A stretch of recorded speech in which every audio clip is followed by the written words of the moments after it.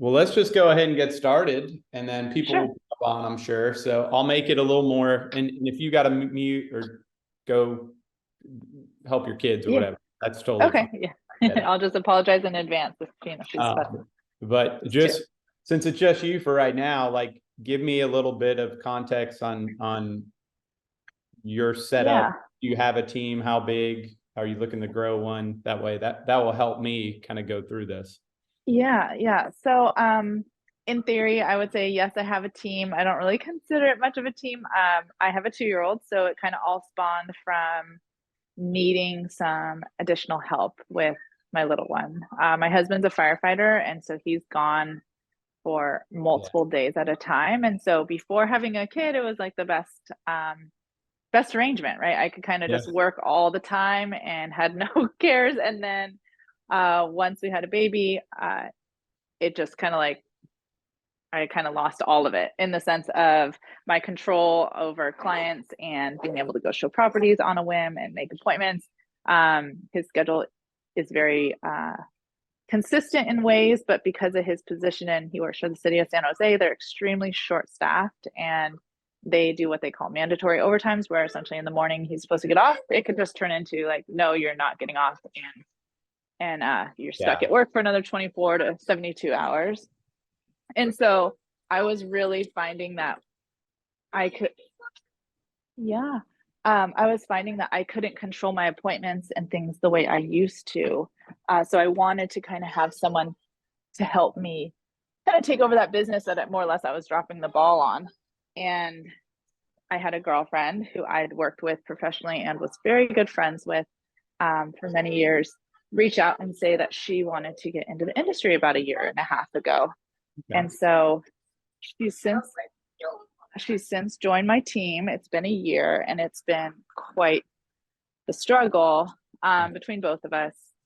I'd say one, obviously, as we all have experienced, the market is very Yeah. difficult right now. So there's that I, understand she's going up against.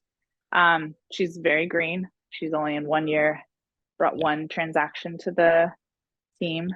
And so just kind of, I think what I'm hoping to gain from just like talking with you through this and also the incentive call is just kind of like, how do I develop it? Because it kind of fell into my lap. It wasn't something I was really seeking out. I'm not like a super high producer. I mean, Mhm.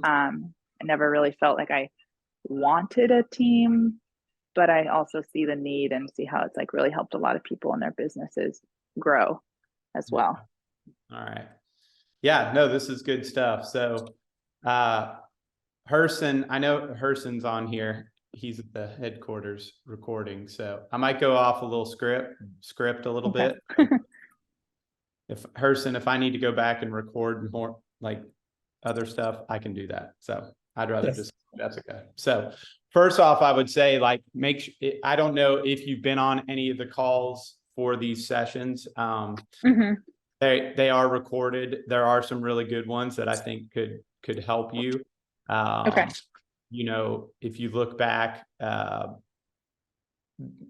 think it's session, I think maybe number 2 or whatever, that probably the really it boils down to like where do you see yourself and your team? If it is a team in 2 or 3 years, because some people want to grow this mega massive team. That sounds like you probably don't want to do that. There's no reason to do that. But the majority of Compass agents that I coach or come across, they just want to grow something, maybe with a couple people, 2, 3 people, because what you said earlier, like the time factor. And I am a huge advocate of, I 1000% believe that in let's just call it 5 years, it might be 10 years, I don't know. The real estate industry will not have individual agents. I just think it moves too quick now with technology and iPhones, and if you don't pick up your phone, consumers are moving on to the next people. So I think you're on the right path with this, regardless of how many deals you do. I mean, a lot of people are like, oh yeah, you only need a team if you're selling, $100 million a year. No, that's not true at all. It's just how you structure it. And being a young mom, it sounds like, I can tell you my kids are now 12 and 15, two girls. It seems like they were 2 and 5 yesterday. So it doesn't get easier, especially with your husband's schedule, because, you're going to want to be more involved in your child's day-to-day activities as they get older. I thought it would go away, or improve as they got older, but it's actually the opposite. Like, I want to be with them more now, because they're relying on you to be at things, and Mm-hmm. concerts and gymnastics meets and all that fun stuff. So let's go through a little bit of this retaining talent, and then you can chime in. I've got the comment thing up. You can type one in. You can cut me off since it's just me and you, and ask a question anytime, because I want to make sure we answer your questions. This class, retaining top talent, is probably more focused on you in 2 or 3 years if you've got a couple people in line, but I think it will. There's some good tidbits in here that I definitely think will help you. So let's just start there. So last session we did go through kind of team splits and different structures. As we all know, every agent is always focused on their split, right? They tend to forget the other things. But as a team leader, splits are, of course, very important, but focusing on like the value you're going to provide if you want to grow a team is way more important. So that was last session. I know Herson put up in the meeting chat there a link to that, but you have that saved in like your little CFC portal. So let's get started here. So yeah, did you know recruiting new prospects costs about 5 times as much as retaining ones you've already had? A lot of these teams are like a cattle call, and they keep bringing in people leaving, bringing in people leaving. And the cost of that is so much more than retaining those old agents with you and just focusing on like the value you can provide for your team, rather than worrying about, a 5% split reduction or all of that. Because if you're focused on that, that's just going to lead to people coming and going. Like with your new agent, I know she is new, only has brought in 1 deal, but if there was an example where a year or 2 from now, she starts bringing in 12 or 15 deals, she's going to start tasting that success. So it's happened to me before, to where that agent is in like, oh, I'm going to go do this on my own. So unless you're providing some type of value to them, other than split opportunities or things like that, they're going to end up leaving you. So let's see here. So benefits of agent retention: reducing costs, what we just talked about. For me, I have a team of 10, right? So the longer the agents are with me, they become better friends, they become closer. What that does is it increases the competitiveness, right, between the team members. Increases productivity because it's no longer like a competition. You get a bigger team going, you get a lot of jealousy when someone's doing good, all that fun stuff about being a team leader. But as they are on the team for longer and get to know everyone on the team and get more experience on the team, all of that kind of dwindles down, so they become more productive and start working together. It improves the team experience, kind of the same thing. I do believe teams are the future of this business. I have a strong opinion that, in, let's just call it 5 or 10 years, there's going to be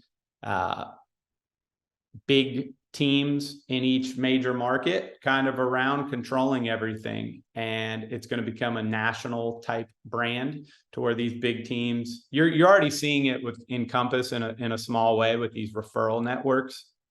That's basically what's happening. So these referral networks are going to grow, and they're going to kind of become one big team, whether or not you're actually under that team leader or not, it won't matter. So everything with retention, helps your team. It's going to enhance team collaboration. Those all kind of go together.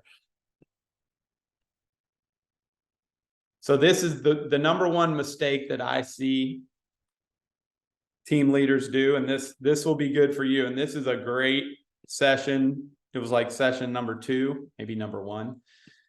It's called the 4 reasons why agents join teams. And that's a great one to go watch. It's my favorite one because it's basically the nucleus of everything I talk about each week as I break down these sessions. And this is what it is. The four reasons, the only 4 reasons agents join team or an assistant or whoever that is it's brand, it's culture, it's opportunities, and support. Some people get confused with opportunities. That would, some people use the word leads. I don't like that word. I have a rule on my team. Like, if you're here just to get leads, you're not a good fit for our team, our culture. But the number one thing I see team leaders that want to grow a team, whether that's 1, 2, 3, 10 agents, is they're so focused on splits and all of that rather than the value. So these, I call them my core 4: brand, culture, opportunities, and support. Those are the things you want to focus on. And then the splits work themselves out. But usually it's the other way around, because if you do get an agent that is brand new, in the very beginning, they are leaning on you to do everything for them. You're probably, I could bet you're probably a little frustrated at times with your friend, just because it's taken up a lot of your time. Time is money. But you also know that they have to put in that work in order to climb that ladder.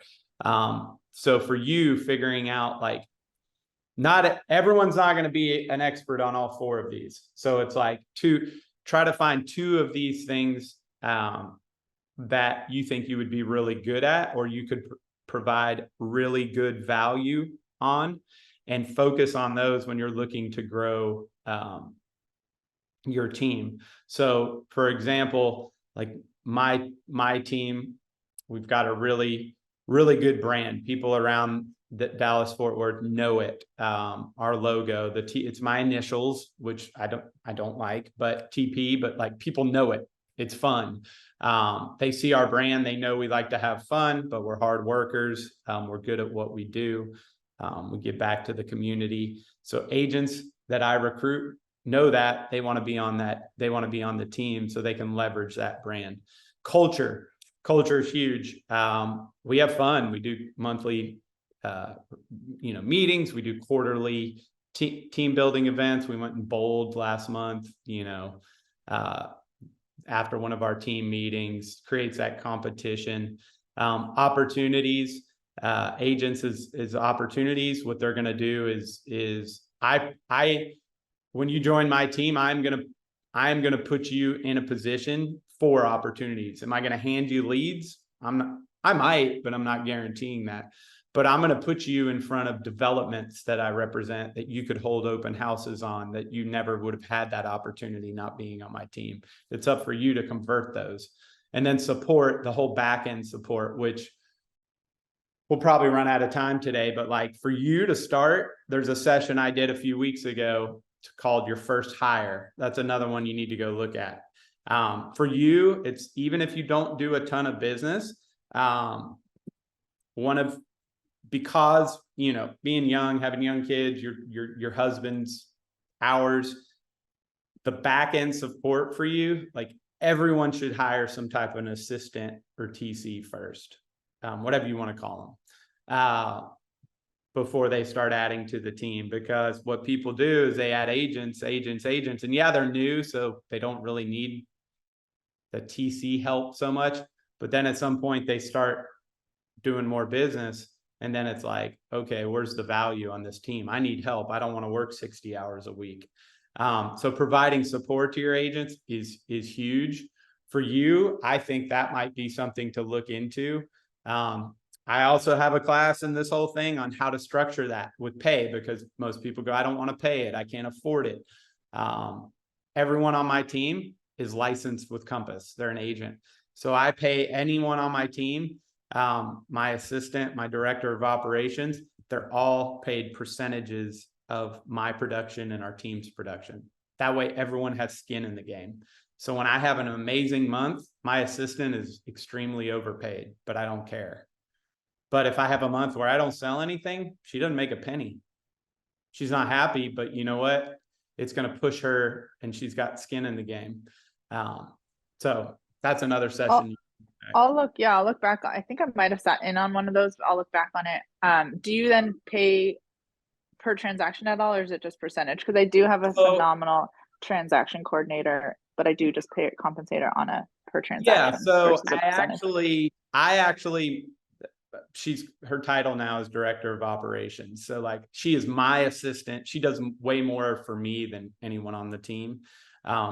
So I pay her now at this point, and this is probably down the road for you, I pay her a small little salary, a couple $1,000 a month. And then she makes 5% of everything I do. Now she does the paperwork, that she's the TC for the other agents on the team. So she makes a flat fee for them. Like I think 275 on the buy side and 400 on the list side. Okay. So no, that's she's good got revenue coming in from both sides. For me, I pay her a little bit more just because she does everything for me. For them, a little more for you. Yeah, for them, she's strictly a TC. So okay. Oops. All right. Uh-oh. Back. My bad. First time using this. All right. So I don't know if you've been on one of my sessions before where I talk about brand, but I think brand is the most important thing moving forward to be successful in real estate. 10 years ago, I don't think it mattered. Now I think it's the most important thing. So obviously, let's have some fun. What name these brands? Oh, well, Nike, Michael Jordan, and Jordans, and Louis Vuitton. Of course. Easy, right? Yeah. Easy, right? So there's no name. It doesn't say Jordan. It doesn't say Nike. It doesn't say Louis Vuitton. People see that and they know that brand, right? And there's a stigma with that brand. Nike or Nikes, or I think I said in the session I just talked about brand, like I've got like 6 pairs of Air Jordans. Are they the most comfortable, greatest shoes in the world? No. Why do I wear them? Because it's a cool brand, right? Louis Vuitton, the greatest purse in the world. You probably ask my wife. Yes, she's got like 6 of them. Like, no, it's a brand. Same for Nike, same way. So agents moving forward to not only to retain, but for you, like as an agent, whether you're individual or a team, you've got to focus on your brand, because people see that and they're going to put, a stigma to it when they see you on Instagram or wherever they see you on a billboard or in a magazine. So that's what I always focus on with my agents, on retention. Were you at the retreat by chance? I was, yeah. Perfect. So like I did something goofy, right? So I'll even show you. Hold on, step away here. So you might have seen one of these in the sessions or not, but so my nickname is TP. That's what everyone calls me, TP. That's our logo, right? So I wanted to get some attention at the retreat, so I handed these out. I saw that with Sky. See, everyone saw it, right? Yeah. Yeah. So that's a brand thing. You don't know how many texts I got from people like taking a selfie with it behind the cruise ship or whatever, and it's so focusing on brand is critical moving forward as an agent. So, and how did you? Did you outsource? Obviously not that maybe, but as you built your brand, where did you start to do that? So I did that with basically the logo, where you know, it's the cool thing about Compass is it's the first real estate and I kind of got the idea from Compass. Like Mhm. I worked for Coldwell Banker for 7 years. Like it was a bunch of old women running around, right? Yeah. Like it Yeah. wasn't cool to rock a Coldwell Banker shirt. It's kind Yeah. of cool to wear a Compass shirt for some reason. I don't know why, but it is, right? They've got cool Mhm. merch. It's a brand thing. So I kind of leveraged that and put our logo like through our merchandise, and like I give it out as closing gifts in a little basket, right? We do a little candle. It's got fancy candles, got our logo on it. Depending on the client, if I know them well, I'll like do the toilet paper. We give out t-shirts with the TP on it, and people love it. Mhm. I mean, I have neighbors that they have best friends as real estate agents that will never use me. And they're like, dude, can I get a shirt? Mhm. So that tells me, okay, that's working, right? Yeah. So, and then that translates to your clients. Like, you know, my personality, I like to have fun. Like I'm very laid back. So like people know that. But they also know I sell a ton of real estate. I've been doing this a while. So it all kind of translates to that brand. So putting it out there is as much as possible. So, secondly, culture, right? So brand and culture are my two. Those are my of the core four. Those are at the top for me. Um, you know, culture, especially with a team, is super important for retaining. You know, you've got to create something that agents want to be a part of, because no matter how good or how bad you are, there's always going to be in their mind that they could leave and go across the street to ABC Realty and maybe have a better split, right? Or I can go over there and it might be whatever, it's closer to my house or this or that. So creating a culture that your agents don't want to leave. And I tell all my agents, it has never been perfect, but like I've brought over some big agents that never thought they would be on a team, two in particular, about 2.5 years ago. And they were so worried about their split because when it was all said and done, they were giving up about an additional 10%, right? And if you're selling $10 million a year, it's a decent amount of money.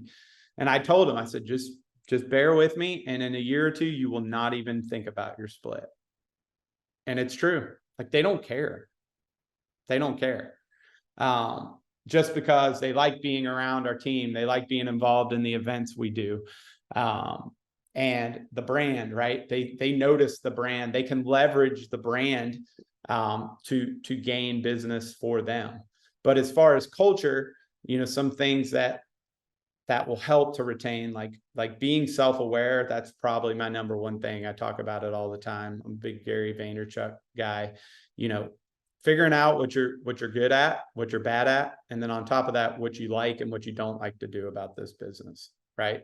We're so focused on trying to improve things that we suck at or don't like. And I was the platinum example of that for 5 or 6 years. And I felt like I was on this hamster wheel, you know, working twice as hard. And then I finally realized, like, look, I'm good at like 2 or 3. You put me in front of the client, I can get a listing against anyone. Like that's my strength. That's not me being arrogant, cocky. That's what I'm good at.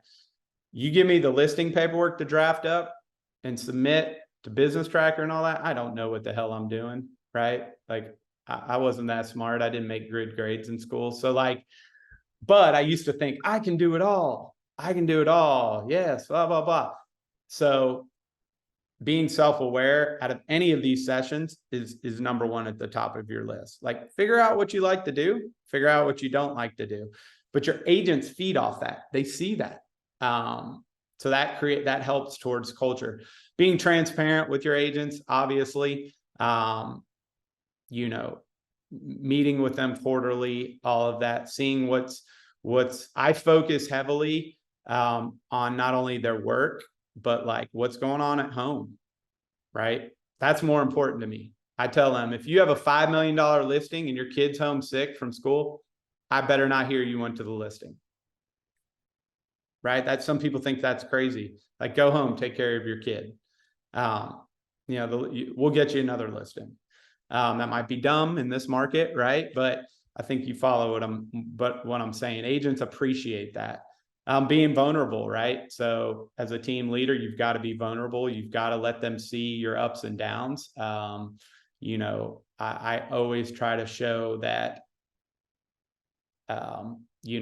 I'm willing to do what they are willing to do. A lot of agents, like agents all over the country, some agents on my team are struggling bad right now.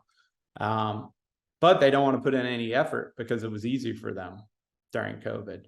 So, for example, the other day I went and did an open house on a $400,000 home. Nothing wrong with a $400,000 home. I built my entire business that way, but now I work with a lot higher end stuff, which is fine. But I wanted to show them that, look, it's a Saturday.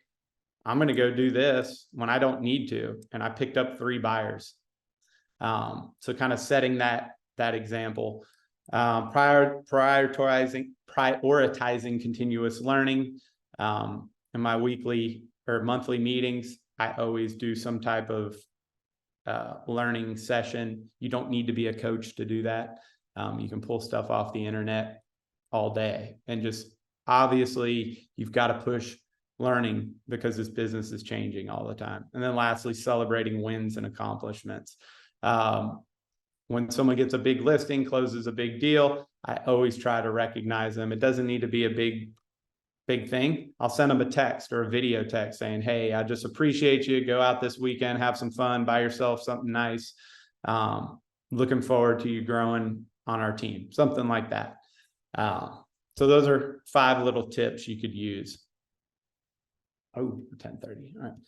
This is my favorite quote in the world. I have it above. It's my Ted Lasso quote, the Believe quote above his office. This is what we have: culture eats strategy for breakfast. So many of these real estate teams and team leaders, I know they're good friends of mine. Like, they're so data and stats and systems oriented and focused, which is great. I'm not knocking it, but without the right culture, all of that doesn't matter. So focusing on your culture is extremely important as you grow. All right. So we're going to go into the team incentives. Do you have questions? I'm going to stop sharing this because I got to switch over to the next slides. But do you have any questions for me right now? Because I know I kind of zoomed. No, I think that was helpful to kind of just have me guide on kind of how to build it out. 'Cause like I said, I feel like it kind of fell into my lap in the sense of, now I'm going backwards on trying to build out, like, what do I have the vision of, what is this team going to look like? So kind of having those pillars that you talked about, I think will be really helpful for me. And here's the thing, like, I changed what I thought my team was going to look like a dozen times. I never wanted a big team. I never wanted a big team. And then now I have a big team, right? So it's going to change based off the market, which is going on. I preach this all the time. Like, it's almost like I had this conversation with my daughter who's 15 the other day. Like, in high school, they never taught us how to like balance a checkbook or any finance stuff, which that's what they should do. Like, I was an idiot in college. I just went and got credit cards and rang up spring break trips, right? But I didn't understand any of that. Same goes for real estate. Real estate, they needed to, I wish someone could explain that the way you think and your goals and what motivates you and all that's going to change as you grow, as you don't grow. I know for me personally, in the beginning, I wanted to be like Ryan Serhant, right? I was younger. My kids were super young. I wanted to sell $400 million a year. I wanted to work 90 hours. I wanted to fly around on planes. Then I got to a point where I was completely burnt out. Yeah, it was cool. I could buy a nice car and go on cool trips, but like, what was I doing? I was missing my kids' games. I was I wasn't really enjoying life. It was all materialistic type stuff. So like my goals and what I always thought I wanted changed, and that's okay.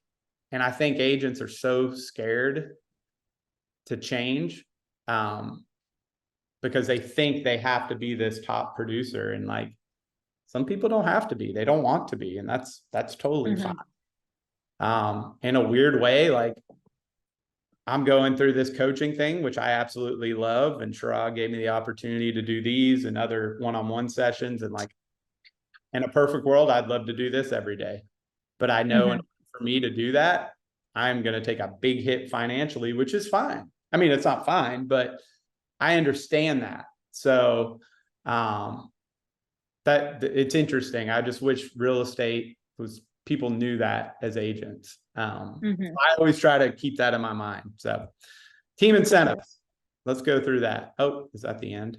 Wait, oh man, I screwed that up. Hold on. Stop sharing. Let's see here.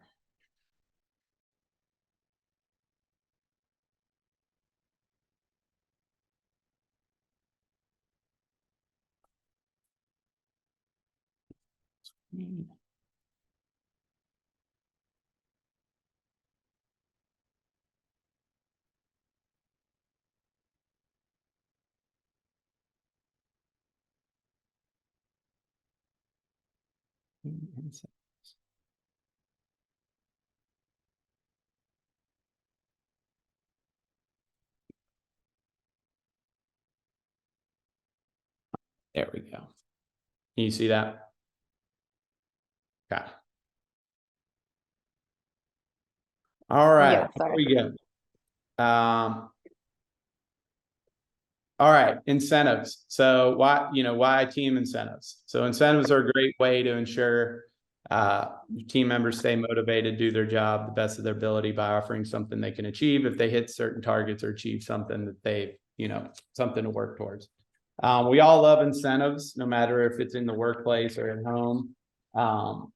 So in having a team, it is super important to offer up some type of incentives, but just like splits versus value, I think people look at incentives the wrong way as well.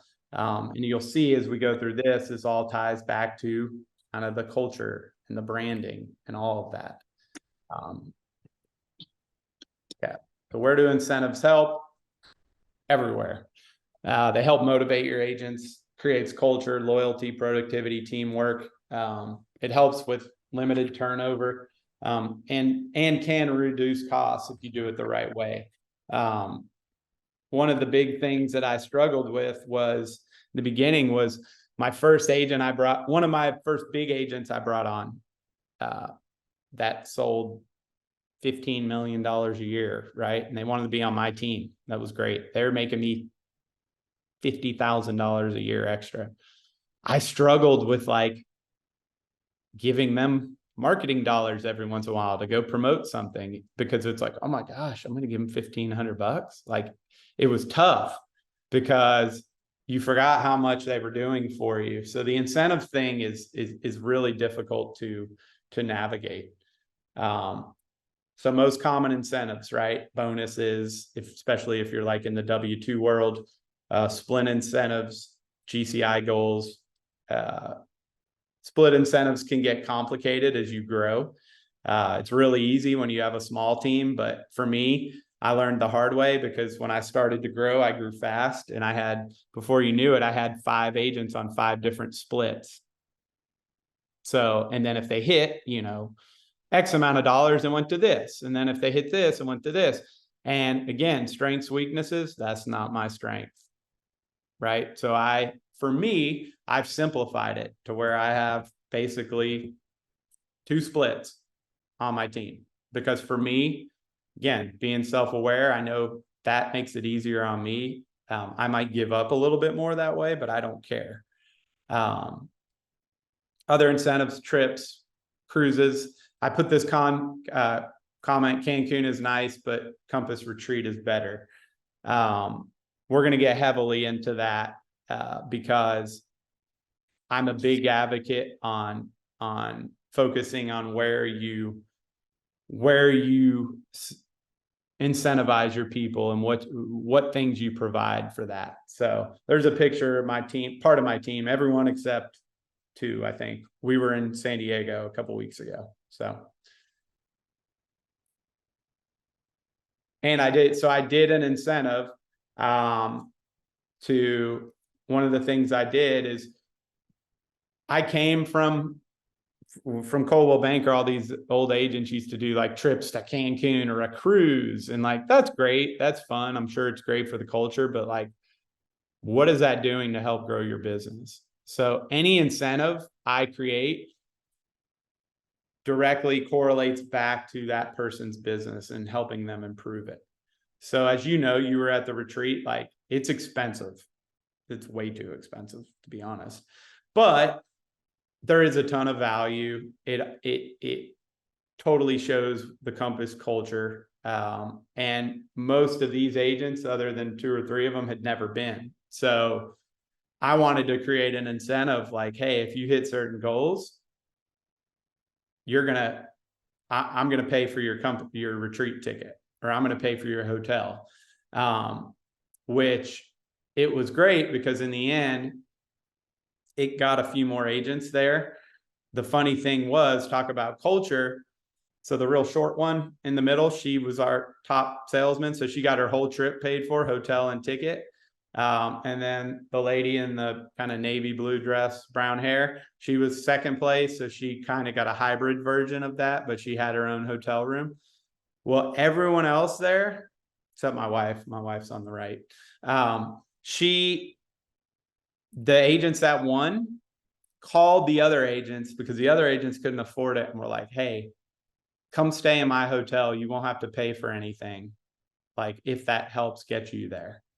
So they ended up all staying together. It was fun, so talk about culture. That's a really cool thing to do that they didn't have to do because they earned that trip. So some tips on incentives, right? You don't always need to think big. This is important. I could argue smaller incentives and the way they're presented have much bigger impact than big incentives. If you give someone a $1,500 bonus for hitting an XYZ sales number, that is fantastic, but they tend to forget that 6 months down the road. But if you keep small little incentives going, and you might not even call them incentives, like, I'm big on handwritten notes. So when someone closes a big deal on my team or does something great or something that I appreciate, I'll write them a handwritten note just saying, hey, good job, I really appreciate all your hard work. To me, I look at that as an incentive to that agent. They think of it like, wow, that was really cool. Again, going back to the culture, building the team. You could do like, I'll throw like a $5 Starbucks gift card in there, right?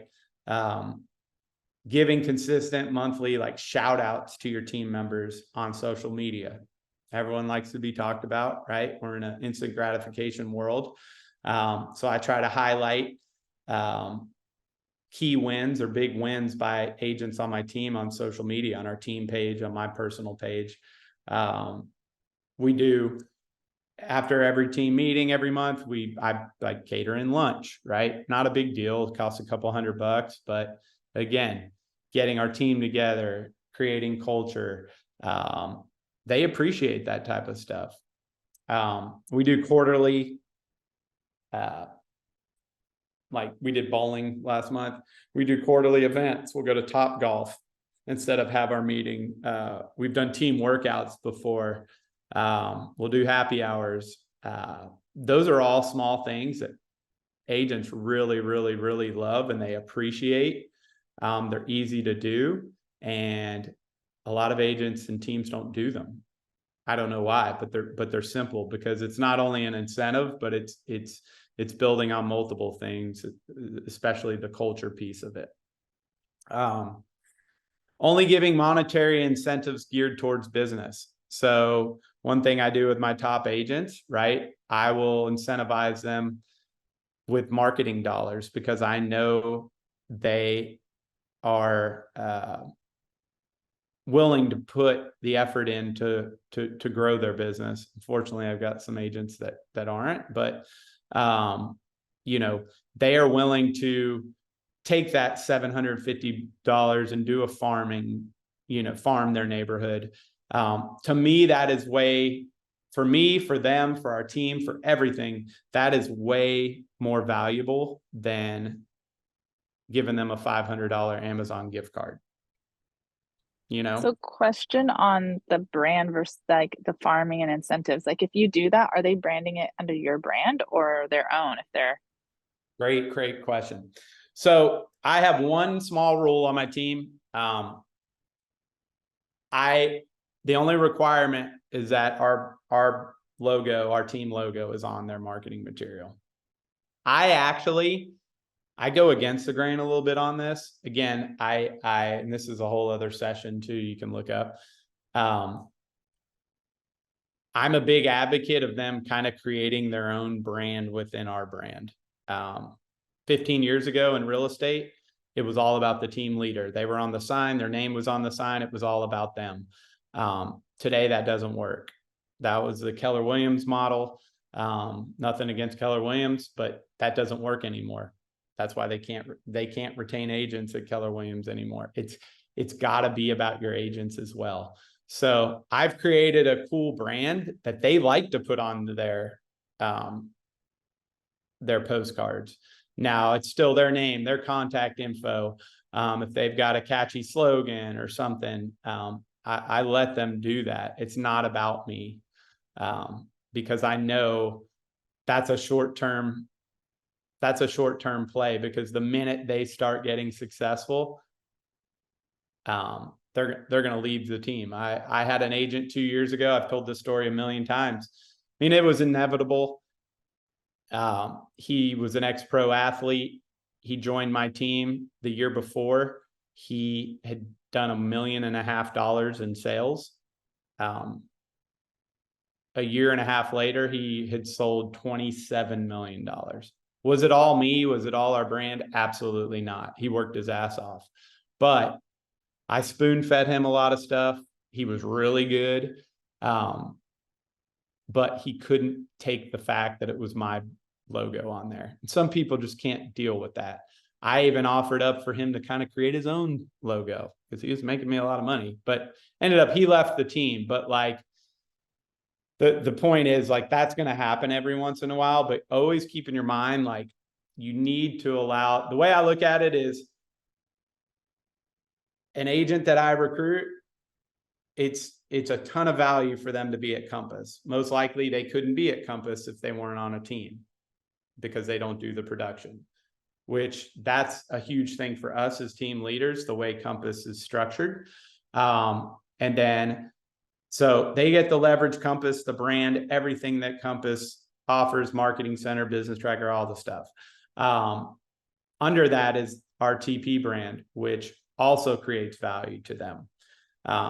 That gives them opportunities at larger listings, developments, open houses, events, gets them in front of people they probably wouldn't ever meet, or unless they spent a lot of money, or into that higher end market. But then under that, it allows them to kind of create what they're good about, what they're good at, what they're self-aware at. I've got one guy, Jake, who's on the city council in Fort Worth. Like, he knows everything about every damn city code, in town. I don't know any of that. So like, that's his focus. So he's going to I'm going to work with him to kind of create a brand to where people know that that's what he does. So I know I got off tangent a little bit there, but yeah, so like the retreat giveaway, we talked about that. The company marketing dollars, again, all it's got to have is my logo on it. I might have a postcard around here somewhere. I don't think I do. And then this is more complicated. So there's an agent out of Denver, a good buddy of mine, David Schlichter. He actually, again, my self-awareness button kicked in and I realized I'm just not wired to do this, but it's pretty genius by him. He creates a profit share system for his team members. So every deal that is closed, like a small amount of money is put into, let's just say, a pot, right? Now, for each team event someone attends, they're getting a certain amount of points. For each open house they do, they're getting a certain amount of points. For each deal they close off an open house, right, they're getting a certain amount of points. He created this system. So then at the end of each quarter, I forget if it was a quarter or half year,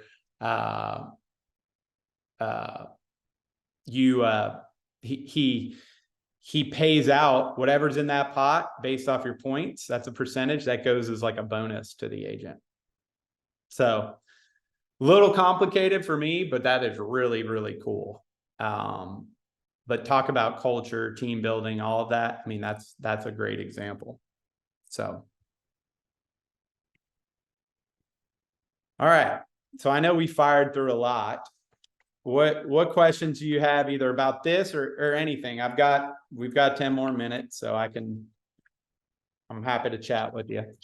Yeah, no, I think that's helpful. I think that I come from Keller Williams. I was on a team at Keller Williams, so that mentality, has kind of always, that's all I knew from a team perspective. So I think that's kind of helpful to see maybe different ways to incentivize someone, especially like a newer agent. I really liked your idea about the retreat, because I felt she would have benefited greatly from going, but she didn't really have the means to do it. So I feel like going into the next year, I think that's something maybe to implement just to kind of give her some motivation, because I think that's where I'm lacking, or I feel like the disconnect between the two of us is I don't really feel she's necessarily as driven. I got to find what drives her. And so maybe I think she's more of an accolades person.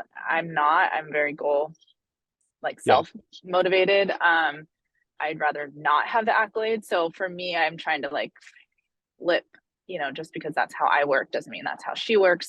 And so I think the incentive thing is something that I could see being really beneficial for her. You hit the nail on the head. And that's one thing as a team leader. I had this conversation yesterday in my office.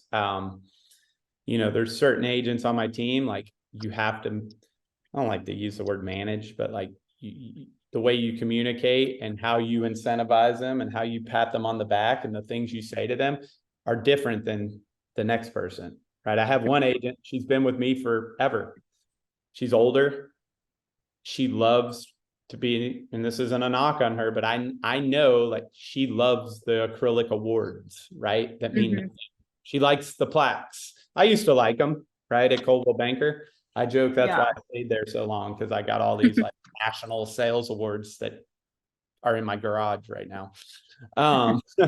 But so I know what she likes. Like when she does something good, she likes me to bring it up in the meeting so she could feel good, in front of everyone, which is fine. Some people don't like that. I'm like you. I don't, that's just not for me. So the incentive thing is I would sit down with her first, and this is a good time to do it starting next year. So are you the team leader, and then she would be? Yeah. So according to our like ICA, I'm the principal. She's, the agent.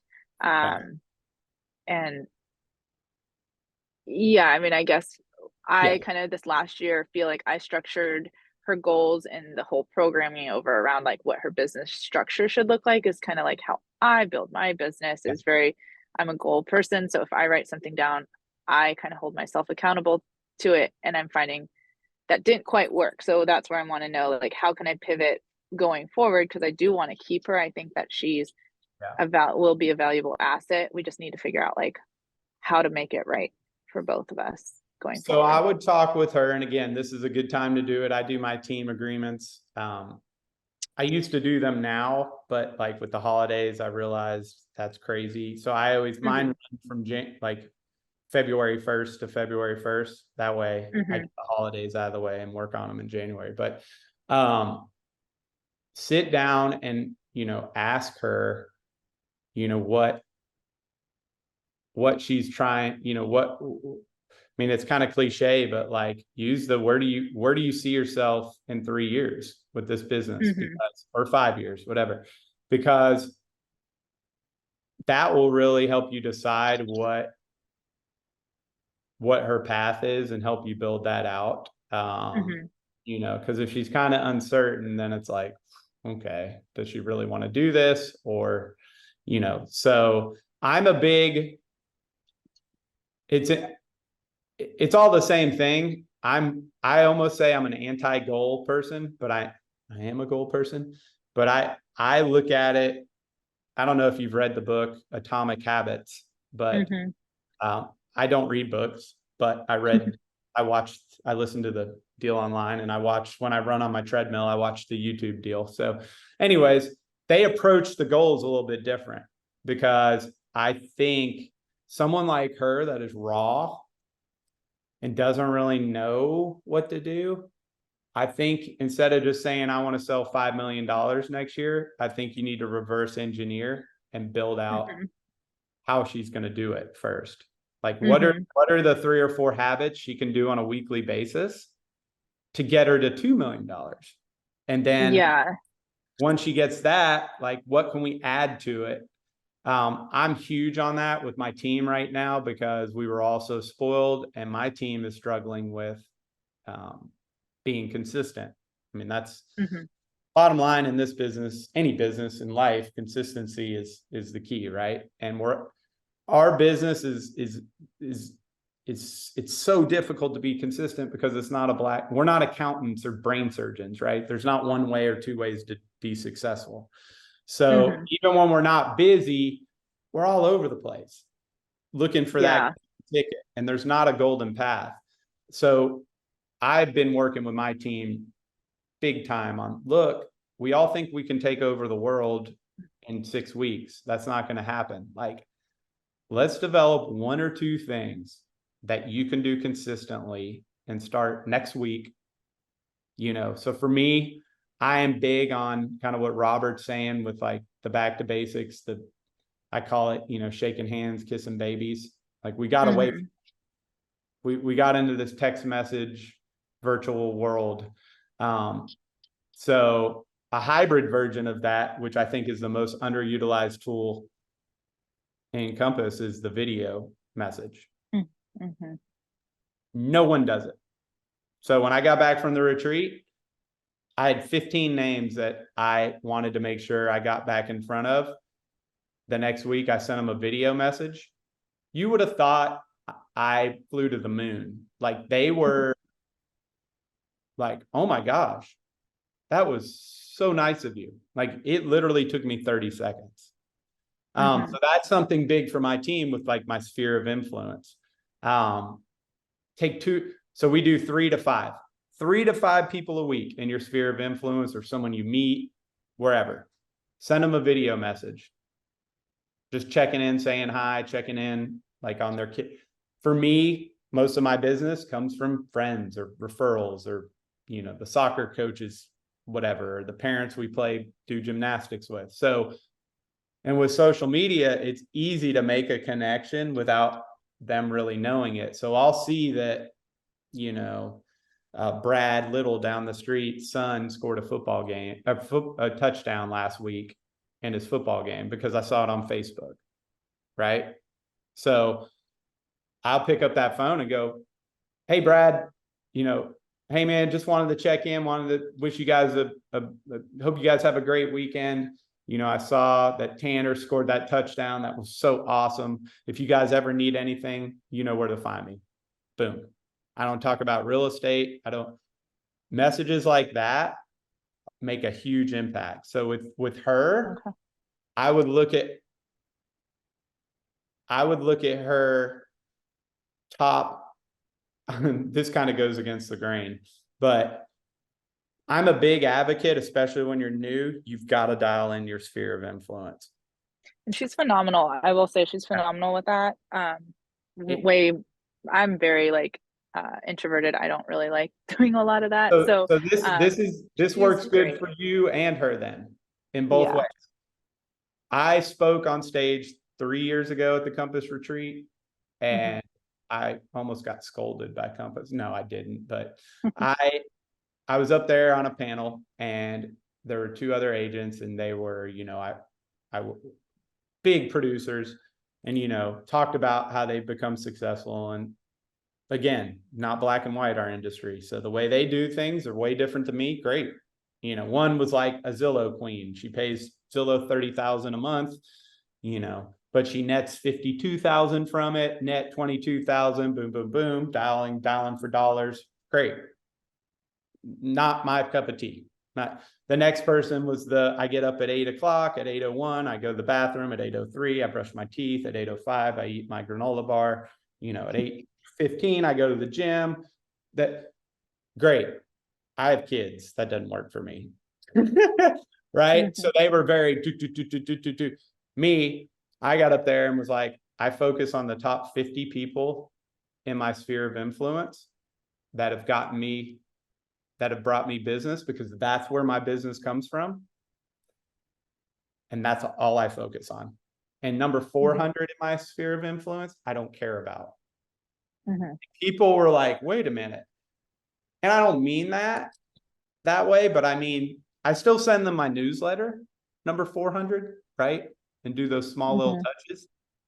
But all I really focus my time, my energy, and my money on are my 0 through 50, especially in the market we are in right now, because those are the people that are going to refer you. Those are the people that are going to talk about you at the park or at the game or at the gym or wherever, not number 400.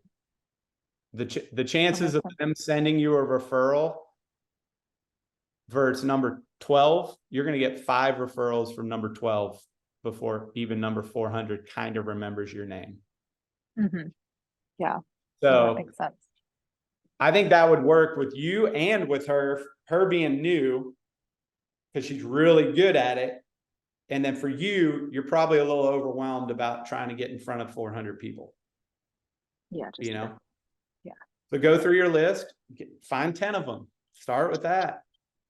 And yeah, no, that's helpful. And once you get comfortable with that, then you go to 15, then you go to 20. But like, again, we all want to take over the world. We all want to do, like, that's not feasible. I've got 1,500 people in my database. That's dumb, right? I need to go through. Chirag has coached me one-on-one for a 1.5 years. And he told me, he goes, a good exercise is go through your database, your CRM, go through each name. In 3 seconds, if you don't remember who that person is, hit delete. But we don't do that because we're thinking, well, maybe if they get my newsletter, they'll send me a referral or something. Right? Yeah. So no, that's awesome. Yeah. So cool. Well, I know I appreciate the one-on-one. Thank you so much. Yeah. So I know we got way off on a tangent, but that was sorry. I do one-on-ones with like 15 agents from around the country. So I really, really like doing that too. This group stuff's fun too, but there's usually like 30 people. So it's tough it's more of me just kind of reading, Yeah, no, this was helpful and kind of gives me some ideas, and Well, kind of gives me a little more flexibility than I think what I maybe thought in my head in regards to like building out the team. So yeah. So if you ever have any questions or need anything, or like offline, like Chirag doesn't really like me to say this, but I don't care. I'm an agent. I'm a Compass agent, right? So shoot me an email or text or whatever. I'm happy to help. I've shared all my stuff with everyone. So I'm happy to do that anytime. So great. Well, I really appreciate you guys, and thank you. No problem. That was fun. You have a good one. Yeah. Awesome. All right. You too. Take care. Bye.